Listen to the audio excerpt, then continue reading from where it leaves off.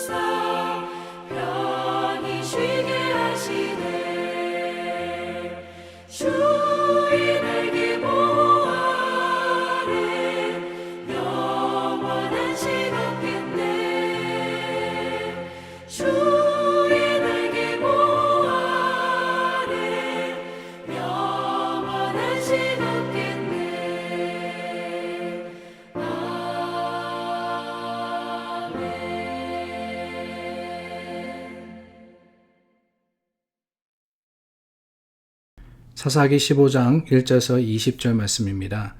우리 그 중에 9절부터 제가 읽겠습니다. 이에 블레셋 사람들이 올라와 유다의 진을 치고 레이에 가득한지라. 유다 사람들이 이르되 너희가 어찌하여 올라와서 우리를 치느냐. 그들이 대답하되 우리가 올라온 것은 삼손을 결박하여 그가 우리에게 행한 대로 그에게 행하려 함이로라 하는지라. 유다 사람 3,000명이 에단 바위 틈에 내려가서 삼손에게 이르되 너는 블레셋 사람이 우리를 다스리는 줄을 알지 못하느냐. 내가 어찌하여 우리에게 이같이 행하였느냐 하니 삼손이 그들에게 이르되 그들이 내게 행한 대로 나도 그들에게 행하였노라 하니라.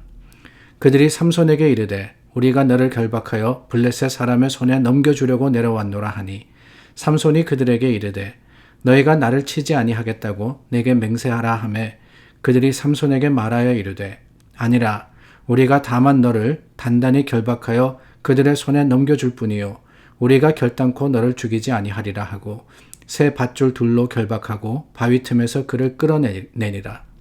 삼손이 레이의 이름에 블레셋 사람들이 그에게로 마주 나가며 소리 지를 때 여호와의 영이 삼손에게 갑자기 임하심에 그의 팔 위에 밧줄이 불탄 삼과 같이 그의 결박되었던 손에서 떨어진지라. 삼손이 나귀의 새턱뼈를 보고 손을 내밀어 집어들고 그것으로 1000명을 죽이고 이르되 나귀의 턱뼈로 한 더미 두 더미를 쌓았으며 나귀의 턱뼈로 내가 1000명을 죽였도다 하니라. 그가 말을 마치고 턱뼈를 자기 손에서 내던지고 그곳을 라맛-레이라 이름하였더라. 삼손이 심히 목이 말라 여호와께 부르짖어 이르되 주께서 종의 손을 통하여 이 큰 구원을 베푸셨사오나 내가 이제 목말라 죽어서 할례 받지 못한 자들의 손에 떨어지겠나이다 하니 하나님이 레이에서 한 우묵한 곳을 터뜨리시니 거기서 물이 솟아나오는지라. 삼손이 그것을 마시고 정신이 회복되어 소생하니 그러므로 그 샘을 에낙고레라 불렀으며 그 샘이 오늘까지 레이에 있더라. 블레셋 사람의 때에 삼손이 이스라엘의 사사로 20년 동안 지냈더라. 정말 좌충우돌입니다. 삼손의 모습이 그렇다는 거예요. 저희가 14장, 15장을 통해서 이 삼손에 대해서 나누고 있는데 삼손이 정말 자신들의 민족뿐만이 아니라 그 주위에 있는 이방인과의 관계 속에서 하는 일들 또한 일어나는 일들을 보면은 정말 이 사고 뭉치구나 라는 생각이 들 정도로 다양한 일들이 일어나고 있습니다. 그런데 여러분 오늘 말씀 오늘 본문에 보니까 이 삼손의 모습이 조금은 다르다라는 느낌을 받게 됩니다. 다름이 아니라 이 삼손이 숨어 있을 때 유다 사람들이 사람들을 모아다가 3000명이라 그랬어요. 이 삼손을 잡으러 옵니다. 왜 그랬느냐? 다른 게 아니죠. 너무나도 문제를 많이 일으키니까 삼손을 잡아다가 블레셋 사람들에게 전해줘야 되겠다라고 생각을 하고는 이 삼손을 결박하러 모여들었습니다. 그런데 옛날 같았으면은 이 삼손이 아마 화를 벌컥 내고 그 유다 사람들 자신의 민족이었죠. 블레셋 사람들이 아닙니다. 자신의 민족이었던 그 유다 사람에게도 해를 가했을 것 같은데 오늘의 삼손은 다릅니다. 삼손이 오히려 맹세하라 그럽니다. 나를 치지 않겠다고. 그러면 내가 순순히 가겠다고. 3000명이라는 사람을 데리고 왔지만 삼손의 용맹과 또한 그 힘으로 생각하자면은 별거 아닐 수도 있었는데 삼손은 그저 순순히 순종해서 따라가서 오히려 블레셋에게 원수를 갚는 그 내용이 오늘 본문에 나오고 있습니다. 그런데 여러분 오늘 말씀을 보면서 그런 생각이 들었어요. 유다 사람들이 이 블레셋이 우리를 다스리기 때문에 네가 하는 행동이 우리에게 너무나도 힘든 것이다. 우리에게 손해를 주는 것이다. 라고 그러면서 삼손을 잡으러 오지 않습니까? 몇 명이 왔느냐? 3000명이 왔다 그랬어요. 3000명이 왔다. 유다 자손들만 3000명입니다. 그렇다면 여러분 이스라엘의 지파가 몇 지파가 있습니까? 12지파가 있지 않습니까? 3000명씩 한 지파에서 차출을 한다 그러면은 얼마가 되냐? 36,000명이 되는 겁니다. 36,000명이라는 군대를 일으킬 수 있는 힘이 이스라엘에게 있었다라는 거예요. 근데 그럼에도 불구하고 이 유다가 뭐라 그러느냐? 11절 말씀해 보니까 너는 블레셋 사람이 우리를 다스리는 줄을 알지 못하느냐라고 삼손을 추궁을 하고 있습니다. 블레셋 사람들이 우리를 다스리는 줄. 힘이 없어서 그렇습니까? 오늘 말씀을 유추해서 보건대 그렇지 않은 것 같아요. 3000명이라는 사람을 데리고 삼손을 잡으러 올 수 있는 그런 힘이 있었습니다. 사람들이 모여들 수 있는 능력이 있었어요. 유다 자손만 그랬기 때문에 다른 자손들까지 다 응원하고 모았다 그러면은 충분히 블레셋과 겨루어 싸울 수 있는, 이길 수 있는 힘이 그들에게 이미 있었다는 거예요. 그러나 그럼에도 불구하고 오히려 블레셋에게 이 통치를 받는 것, 블레셋이 다스리는 것을 당연하게 생각할 때 그들은 오히려 자신이 가지고 있던 힘과 능력을 엉뚱한데 애먼데 쓰고 말았던 겁니다. 삼손을 잡는 데 사용했지 않습니까?